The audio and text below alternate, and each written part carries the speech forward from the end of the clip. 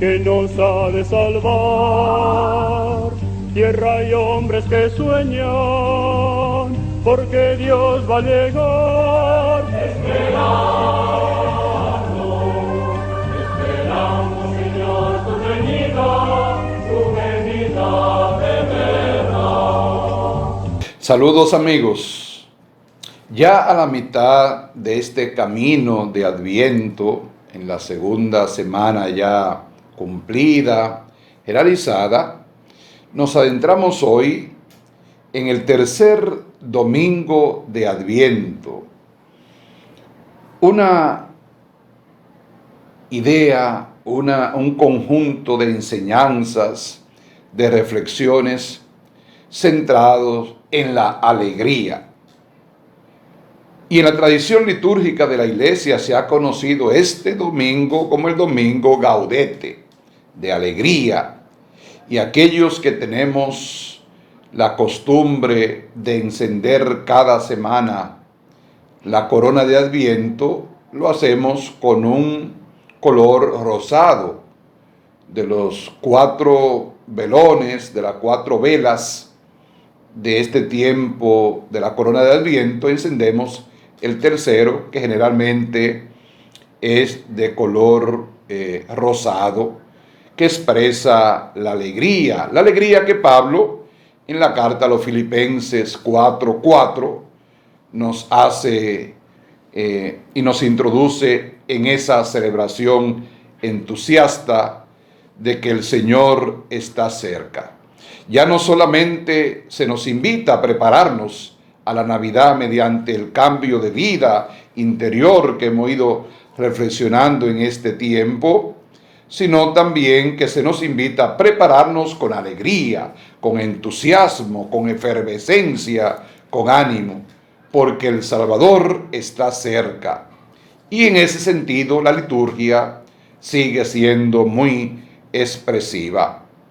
Este tercer domingo de Adviento nos envuelve en el proceso de las condiciones de la verdadera alegría, la alegría que brota del corazón del ser humano al sentirse amado y acompañado por Dios. El Adviento tiene mucha razón al proclamar este mensaje, que es más necesario hoy que nunca. Bajemos de todos los pedestales y de toda la petulancia para reconocer el valor de nuestros límites. En el fondo es una cosa bien concreta.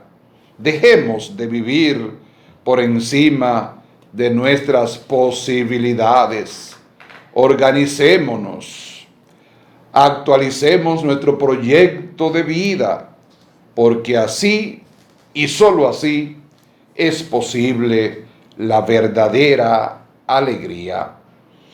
La primera lectura de hoy del profeta Sofonías, en el capítulo 4, verso del 14 al 18, invita el profeta a no tener miedo, y no tener miedo a la paz, a esa situación interior. El profeta llama, y esta llamada es tan ardiente y tan profética como en Pablo a su comunidad. Es una llamada a Jerusalén, a la ciudad de paz, la hija de Sión, porque si quiere ser verdaderamente ciudad de Dios y de paz, tiene que caracterizarse frente a las otras ciudades del mundo como ciudad de alegría. ¿Quién rompe hoy el corazón de Jerusalén? La religión, el fanatismo, el fundamentalismo. Ya en su tiempo, el rey reformador Josías, hacia el año 640 antes de Cristo, el profeta debe hablar como lo es en tiempo de Manasés y de Amón habían pervertido al pueblo humilde. El profeta no solamente es el defensor, la voz de Dios, sino del pueblo sin rostro y que no puede cambiar el rumbo que los poderosos imponen. Fue un tiempo prolongado de luchas, de sometimientos religiosos, a ídolos extraños y a los señores sin corazón. El profeta reivindica una nación nueva donde se pueda estar con Dios y no avergonzarse. Y lo que sucede en Jerusalén puede ser un beneficio para todos. Qué lejos está ahora la ciudad de esa realidad teológica. Hoy sería necesario que judíos, musulmanes y cristianos dejaran clamar al profeta para escuchar su mensaje de paz. Es verdad que el profeta ofrecía la única alternativa posible ya entonces, y que es decisiva ahora. Solo el Dios de unos y otros, que es el mismo, es quien puede hacer posible que las tres religiones monoteístas alaben a un mismo Señor, el que nos ofrece el don de la alegría en la fraternidad y en la esperanza. Porque solamente podrá subsistir una ciudad, todos sus habitantes, si se dejan renovar por el amor de su Dios, como pide el profeta a los israelitas de su tiempo. ¿Es esto realizable? ¿Es una quimera? ¿Es un sueño? Pues hay que proponer que una religión que no proporciona alegría no es una verdadera religión. Más aún, una religión que no proponga la paz, que viva la paz con todas sus renuncias, no es verdadera religión. Jerusalén, dice el profeta en otras palabras, no tenga miedo a la paz. El texto de la carta que hoy leemos, la segunda lectura de Filipenses 4, verso 4 en adelante, es una terapia teológica de la alegría, podemos decir. Y este texto es casi proverbial en la tradición y religiosidad cristiana. Así traduce la Vulgata: gaudete in Domino semper. Alegraos siempre en el Señor, sea como fuere desde el punto de vista literario. Lo que el apóstol pide a su querida comunidad sigue siendo decisivo para nosotros los cristianos de hoy y lo seguirá por siempre. 2 veces repite el gaudete. ¿Qué más se puede pedir? Pero en verdad hay alegrías y alegrías.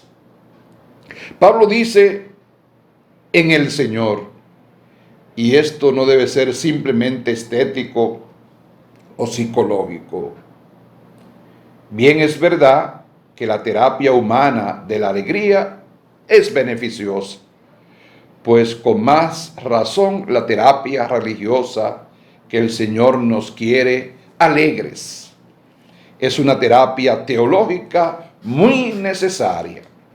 Y no es simplemente una teoría de la boca para afuera, es la alegría y el entusiasmo, la vitalidad que nace del corazón en paz con Dios y con los hermanos.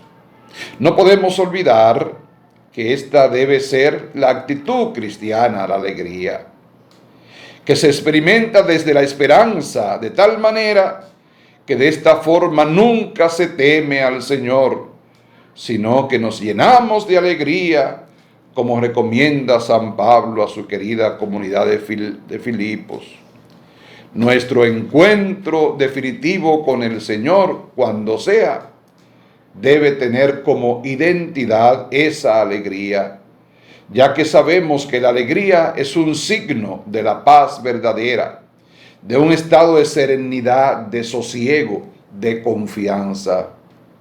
De ahí que nuestro encuentro con el Señor no puede estar enmarcado en elementos apocalípticos, sino en la serenidad y la confianza de la alegría de encontrarnos con aquel que nos llama a ser lo que no éramos y a vivir una felicidad que procede de su proyecto liberador. Es decir, encontrarse con el Señor del Adviento debe ser una liberación para todos y en todos los órdenes. Por tanto, el hombre, la mujer, y más el hombre y el ser humano de hoy, debe tomarse en serio la alegría, como se toma en serio a sí mismo. El hombre sin alegría no es humano, y la persona no es humana, que no es alegre, no es persona auténtica. Lucas, en ese texto que hoy leemos en el capítulo 3, nos da pistas para concretizar esa alegría, y podemos decir que la alegría es también del compartir, de darse, de entregarse a plenitud. Este texto que leemos hoy es continuación del mensaje personal del Bautista, que ha recogido la tradición sinóptica y se plasma con matices diferentes entre Mateo y Lucas, que hoy leemos. Nuestro evangelio de hoy prescinde de la parte más determinante del mensaje del Bautista histórico. Podemos adelantar que Lucas quiere humanizar con razón el mensaje apocalíptico del Bautista para vivirlo más cristianamente. En realidad es el modo práctico de la vivencia del seguimiento que Lucas propone a los suyos. Acuden al Bautista la multitud y nos pone de ejemplo paradigmático de los publicanos y de los soldados, unos y otros, absolutamente al margen de los esquemas religiosos del judaísmo. Lucas no ha podido entender a Juan el Bautista fuera de este mensaje de la verdadera salvación de Dios. Este cristianismo práctico de desprendimiento es una constante en su obra, tanto en Hechos como en su Evangelio. Nos encontramos con la llamada a la alegría de Juan el Bautista. Es una llamada diferente, extraña, pero no menos verídica. Es el gozo o la alegría del cambio. El mensaje del Bautista, la figura despertadora del Adviento, es bien concreto. El que tiene algo, que lo comparta con el que no tiene. El que se dedica a los negocios, que no robe, sino que ofrezca la posibilidad que todos los que trabajan puedan tener lo necesario para vivir en dignidad. De ahí la ética de los negocios. El soldado que no sea violento ni reprima a los demás. Estos ejemplos pueden multiplicarse y actualizarse a cada situación de nosotros, a cada profesión, a cada modo de vivir en la sociedad. Juan pide que se cambie el rumbo de nuestra existencia en cosas bien determinantes, como pedimos y exigimos nosotros a los responsables del bienestar de la sociedad. No es solamente un mensaje moralizante y de honradez, que lo es asimismo una posibilidad de construir y de contribuir a la verdadera paz que trae la alegría. Nuestras alegrías a llevar con frecuencia el sello de lo frágil y perecedero, comportan el conseguimiento, el temor de lo que perece y muere, y no satisfacen plenamente el profundo deseo innato de eternidad al que aspira el ser humano. Sin embargo, la alegría de la fe, sin renunciar a ese sustrato antropológico, añade un plus cualitativo que sella de forma peculiar e inconfundible la experiencia religiosa. Creado a imagen de Dios, el hombre encuentra su fuente originaria de vida y de gozo en la comunión íntima y perfecta con Él. La fe probada y el evangelio práctico. Aquellos personajes que escuchan a Juan le hacen la pregunta: ¿qué debemos hacer? Preguntaban los presentes al Bautista. Su respuesta, adaptada a la realidad concreta de cada grupo, resulta clara y contundente a la gente. Le pide solidaridad con los necesitados, a los cobradores de impuestos y a los soldados que sean leales y honestos en el desempeño justo del servicio para el que han sido constituidos. Son otros tantos ejemplos sencillos y prácticos de la gente de entonces. Y retomamos la alegría de la fe que nos la reserva el Señor para el futuro. El Dios de la historia la quiere ya desde ahora, aunque aparezca entretejida de gozos y de tristezas, como lo vivió Jesús, manso y humilde de corazón, encarnado en la ambigüedad de este mundo de justicia del reino. Nada hay más ajeno a la alegría que la evasión y el repliegue sobre uno mismo. Jesús quería para los discípulos, sus amigos, la alegría completa, el gozo de saberse queridos como Él por el Padre Dios. Una alegría no sustentada en vanas y pasajeras satisfacciones personales, sino edificada sobre la misma flaqueza y debilidad humana. Y es que la alegría del Espíritu entra en el corazón que se abre por la fe al misterio pascual de la vida en la muerte. La fiesta puede organizarse, la alegría no. Es un don de Dios en el que ya no cabe temor alguno. Que el Señor de la auténtica alegría llene nuestros corazones y nos mueva a vivir de tal manera que adecuemos nuestra existencia a la medida de Juan, de María, del profeta Isaías y de todos aquellos que han preparado evangélicamente la encarnación del Verbo y la próxima venida del Señor, la parusía. Feliz y bendecido domingo para todos. Esperamos, Señor, tu venida de verdad.